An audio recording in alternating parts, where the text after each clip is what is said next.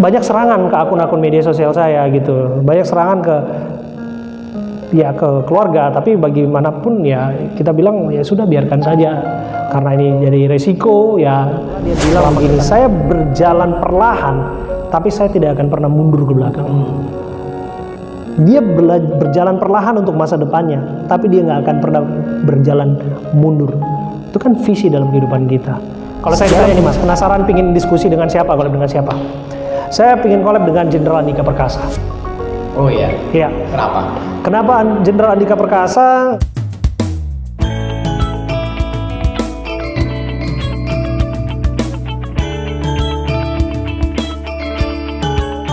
Tapi ini orang juga pada tanya Mas Abe kan, kalau kita lihat Mas Abe ini kan bodinya juga seorang presenter tuh, dilihat kalau lihat Mas Abe itu santai tapi enak gitu loh, air catching terus eye catching juga enak. Mas Abe ini sekarang keluarganya udah punya anak berapa? Terus Mas Abe ini rencana dalam keluarga ini apa sih, rencana besar dalam keluarga Mas Abe ini? Kalau keluarga kan sekarang baru punya putri, Mas Blangkon. Putri satu. Umur berapa Mas? Baru setahun. Baru setahun dan istri tetap satu lah ya Mas ya. Tetap satu, catat ya. Harus dong. Jadi setia betul. Sampai mau memisahkan gitu. Dan kebetulan istriku juga kan Mas nggak jauh-jauh beda. Dia juga kan seorang profesional MC dan TV host yang sifatnya freelance. Jadi kita saling mengisi satu sama lain. Kesibukan menjadi seorang bapak itu jadi tanggung jawab kita juga Mas kan di era sekarang gitu. Apalagi di era pandemi kita nggak percaya nitipkan anak kita ke siapa. Tapi bagaimanapun saya tetap mendukung istri saya untuk bekerja, untuk berimprovisasi dalam karirnya dia gitu. Dengan ya ganti-gantian lah Mas ngurusin anak ya gitu ya. Dan ke depan ya kita akan lihat seperti apa jalan Tuhan Mas. Karena kita nggak pernah tahu kan, kita mungkin punya keinginan, punya hasrat, tapi bagaimanapun kan Tuhan yang menentukan gitu Mas. Lagi-lagi saya serahkan semua pada yang kuasa gitu, Mas. Istri itu dulu kenal waktu di TV One atau di? Persis di iNews Mas. Di iNews. Waktu di iNews kenalan ternyata dia sportcaster waktu itu dan disitulah Mas. Siapa sih Mas namanya Mas? Namanya tahu ini, nanti kita searching nih namanya. Namanya Cerisa Lydia Sitorus. Gitu Mas Blangkon. Dan ya nanti gitu. Cari ya.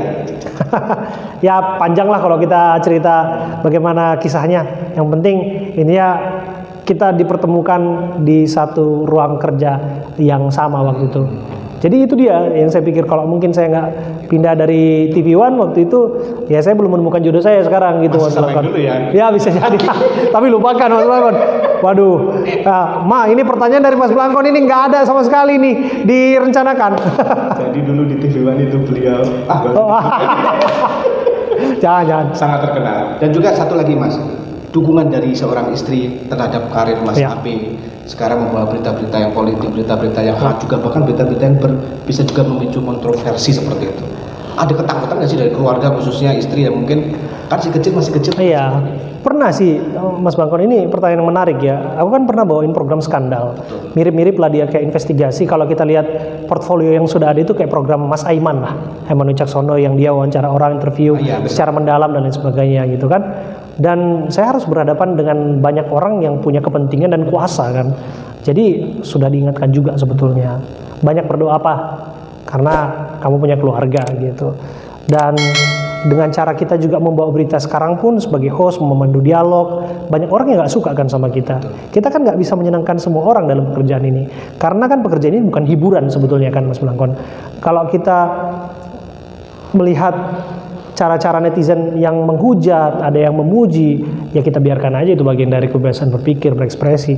Saya pikir istriku juga udah dewasa, keluargaku udah dewasa, biarin aja, nggak apa-apa kalau mereka bully, ya itu bagian dari tanggung jawab kita sebagai orang yang tampil di layar, ya kita biarkan saja. Selama kita menjalankan profesi kita, berselimutkan rambu-rambu etika jurnalistik tadi itu. Tapi pernah nggak ada pengalaman yang sampai masuk ke ranah pribadi, DM atau mungkin komentar yang ke pribadi?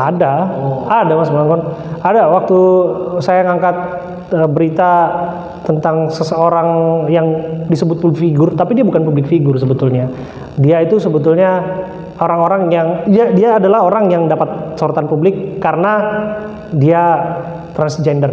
Ini itulah, saya nggak harus sebutkan namanya. Mungkin Mas Blangkon sudah tahu, dia sempat terkena narkoba, dan kayaknya semenjak itu diangkat, bisa jadi saya salah ya, bisa jadi saya salah. Tapi banyak serangan ke akun-akun media sosial saya gitu, banyak serangan ke keluarga. Tapi bagaimanapun ya kita bilang ya sudah, biarkan saja, karena ini jadi resiko ya. Selama kita nggak menyakiti orang dan selama kita melakukan rambu-rambu moral tadi kan Mas, rambu-rambu moral etika kita itu kita lakukan, etika jurnalistik itu, kode etik itu ya harusnya nggak jadi masalah sih gitu Mas. Tapi kalau DM dari tanda petik netizen atau penggemar cewek itu masih ada nggak sih? Nah itu perlu tahu itu. Iya, dulu masih ada lah Mas. Dulu ada beberapa yang ditanggapin kan, tapi sekarang udah nggak ditanggapin lagi. Mohon maaf. Tapi tetaplah kalau sifatnya positif, sifatnya lebih kepada edukasi lah ya Mas ya, saya akan respon sih. Saya jarang sih nggak respon. Bisa dicek lah satu persatu Instagram saya, bahkan komentar-komentarnya. Satu persatu saya balas Mas Ferdi. Sebagai bentuk apresiasi, orang udah capek yang ngetik ya, dia niat juga kan itu, menghargai lah ya gitu. Karena banyak orang kan yang wah nggak merasa penting ini kan, nggak dianggap gitu loh. Jangan salah, jangan-jangan orang yang lagi ngetik itu adalah orang yang jangan-jangan berpengaruh pada masa depan Anda gitu loh. Kita nggak pernah tahu pada masanya nanti gitu Mas Ferdi. Saya setuju banget tuh. Jadi hampir sama Mas Abi juga, saya tidak pernah meremehkan siapapun itu. Kita semua orang kita hargai, karena bisa jadi orang yang kita remehkan itu suatu saat dia akan jadi apa ya? Persis. Itu bahkan kalau kita di dunia jurnalis itu kita anggap sebagai orang itu mungkin tukang beca atau pemulung, tapi ketika ada peristiwa di sana yang kita kontak dia itu seperti Mas, itu pengalaman kita sebagai seorang jurnalis. Persis. Kita lanjut Mas Abi, berbicara tentang sosok Kondang. Ada 3 pertanyaan soal Kondang. Iya. Yang pertama, sosok siapa sih yang berjasa menurut Mas Abi di balik Kondang Mas Abi ini? Saya harus sebutkan Mas Indiarto Priyadi. Tadi lupa ya, tadi saya sebutkan satu Kang Nurjaman Mokhtar, kedua Mas Indiarto Priyadi. Indiarto Priyadi ini news anchor lawas lah ya. Dia penyiar lama di SCTV dan sempat jadi manajer talent di TV One. Saya nggak akan lupakan jasa-jasa dia. Saya nggak akan lupakan karena dia yang casting waktu itu, dia yang audisi waktu itu, dan dia punya keyakinan bahwa saya mampu menembus layar TV One. Waktu itu susah kan, Mas Ferdi, susah banget untuk bisa masuk layar di TV One waktu itu, karena waktu itu kan penyiarnya ada Alvito Dinova, zaman saya ya masuk, ada Tina Talisa, Grace Natali, ada Indiarto Priyadi, Indi Rahmawati, Karni Ilyas, dan Rahma Sarita, Andri Jarot almarhum, dan Jamie Darusman, dan nama-nama lain gitu loh, yang Cindy Sisterani sekarang di Kompas. Jadi bagi saya memang satu hal yang membanggakan ketika dikasih kesempatan oleh Mas Indiarto Priyadi waktu itu, dan dia punya keyakinan. Saya punya pengalaman nih yang nggak akan saya lupakan dari Mas India. Ketika dia casting saya dan dia punya keyakinan, dia tunggu saya sampai jam 12 malam. Terkini jam 11 malam. Saya ingat banget itu 2011 bulan Agustus saya mengudara secara nasional pertama. Dan di kabar terkini. Dan menariknya Mas Indiarto Priyadi ini, dia nungguin saya jam 11 malam sampai jam 12 malam. Karena itu per jam kan Mas. Dan dia pingin lihat performa saya. Nungguinnya bukan di rumahnya Mas, nungguin di studio. Dan saya terharu banget waktu itu. Ini nggak pernah saya bicarakan kepada beliau. Ini bentuk respect saya kepada Mas Indiarto Priyadi, dan terima kasih Mas Indi untuk kesempatannya. Pun demikian Kang Kang Nur yang masih berikan kesempatan luar biasa untuk bisa masuk ke TV One. Dan saya juga nggak lupakan Grace Natali dan Andri Jarot yang waktu itu sebagai juri di audisi presenter TV One di Universitas Indonesia waktu itu. Jadi ya nama-nama itu ya nama-nama yang mungkin orang banyak kenal, yang berpengaruh dalam karir saya gitu Mas. Termasuk mungkin nama-nama lain yang saya nggak sebutkan lah, banyak lah. Mas Ferdi sebagai produsernya dan teman-teman lain di produser di TV One, Mas Tanto, itu saya banyak belajar bagaimana berdialog dari Mas Matius Hartanto dan lain sebagainya gitu. Oke, tentang Kondang juga. Sosok siapa sih yang menginspirasi seorang Abraham Silambang hingga menjadi Kondang sekarang? Menginspirasi? Inspirasi saya siapa ya Mas ya? Saya lebih kepada, kalau tarik lagi ke filosofis, yang dianggap Kondang ya mungkin lebih kepada orang-orang politik kali ya Mas ya. Saya benar menyukai Abraham Lincoln, Presiden ke-16 Amerika Serikat ya Mas ya. Bukan hanya karena namanya sama, Abraham Lincoln, dia disebut honest karena memang orangnya jujur dalam setiap perkataannya. Tapi bagaimana dia menyampaikan perkataan dan motivasinya itu dibangun dari pengalaman-pengalamannya dia yang begitu luar biasa. Gitu. Contohnya adalah dia bilang begini, saya berjalan perlahan, tapi saya tidak akan pernah mundur ke belakang. Dia berjalan perlahan untuk masa depannya, tapi dia nggak akan pernah berjalan mundur. Itu kan visi dalam kehidupan kita. Dalam hidup siapapun, apapun karirnya, berjalan perlahan itu tidak masalah. Tapi setidaknya jangan sampai mundur dalam kehidupan kita.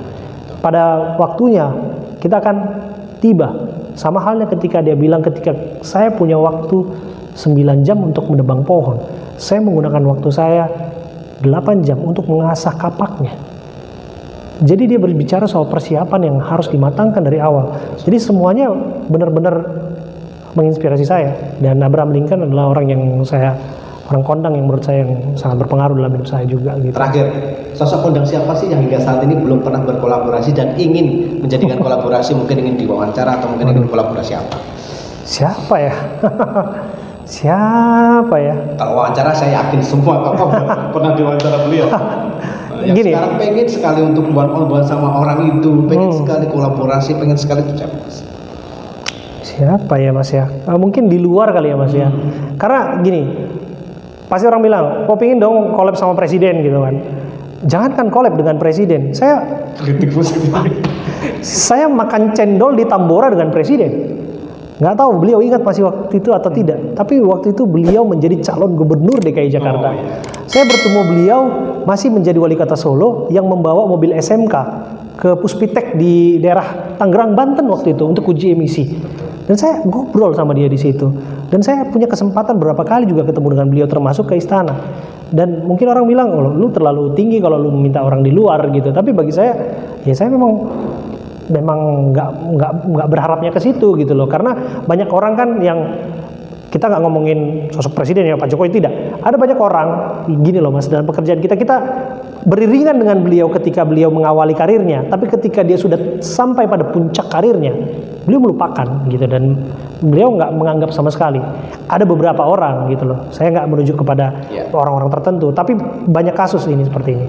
Makanya kalau ditanya siapa sih yang ingin diwawancarai, ingin collab dan lain sebagainya, saya enggak siapapun. Di luar negeri mungkin saya ya menggemari sepak bola.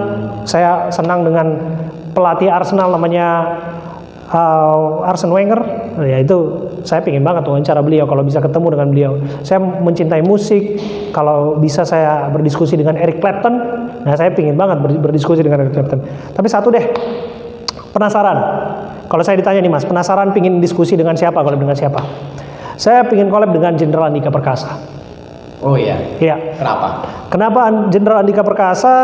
Karena saya melihat sesuatu di dalam diri Jenderal Andika Perkasa. Sesuatu bukan calon presiden kan? Saya nggak tahu kalau diarah-arahin ke politik.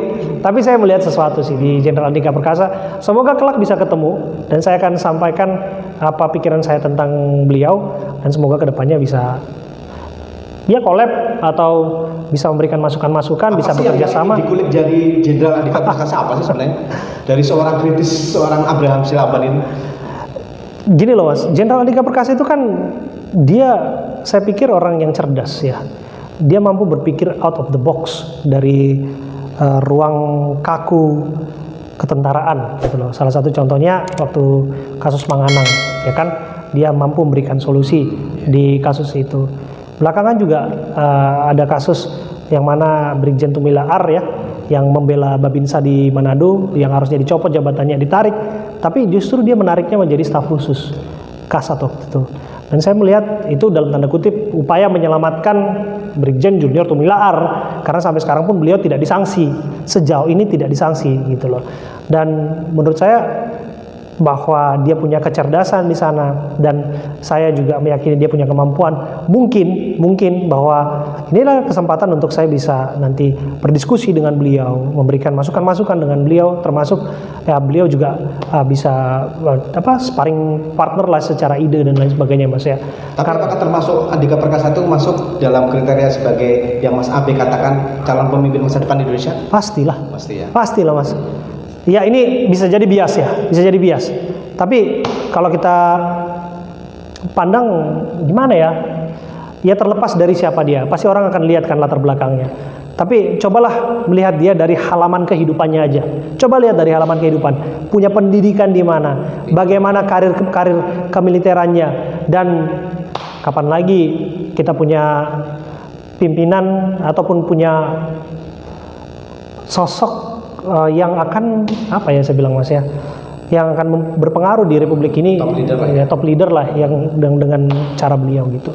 Jadi gitu Mas. Nah itu para konco, tadi ngobrol sekilas tapi banyak sekali sama Ya. Mas Sapi, banyak inspirasi. Mudah-mudahan konten ini bermakna, dan jangan lupa nanti Mas Sapi juga punya channel YouTube. Siap. Namanya apa Mas Sapi? Abraham Silaban TV, mampir. Silaban TV. Tapi di situ ngomongnya, wih kritis-kritis semua, aku nggak berani banyak. Jangan lupa tetap saksikan The Blangkon TV, belak-belakan kontroversi. Jangan lupa subscribe, comment, like, share The Blangkon ini ya. Thank you Mas Sapi atas waktunya. Thank you. Mudah-mudahan Thank you. sukses selalu buat Mas Sapi. Thank you Mas Blangkon, sama-sama. Sukses.